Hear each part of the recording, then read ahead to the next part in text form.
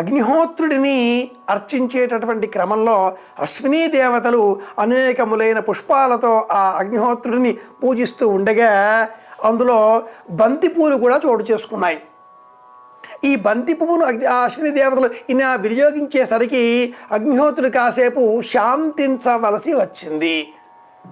దానితో ఆగ్రహించిన అగ్నిహోత్రుడు ఆగ్రహోదగ్రుడై ఇక నుంచి ఈ బంతి పుష్పంతో ఏ దేవీ దేవతా సంబంధంగా కూడా పూజాదిగాదులు చేయకుందురుగాక అన్నట్లుగా పురాణాలలో ఒక కథను ప్రస్తావిస్తారు ప్రాజ్ఞులు. కనుక దేవతారాధన చేసేటటువంటి క్రమంలో బంతి పూలను అలంకరణ రూపాలలో మాత్రమే వినియోగించాలి, కానీ అర్చనలో భాగంగా అనుసరించరాదు అనేది ఒక ఆచారంగా ఏర్పడింది. వాసన లేని పువ్వు, బుధవర్గము లేని పురంబు, నిత్య విశ్వాసము లేని భార్య, గుణవంతుడు గాని కుమారుడున్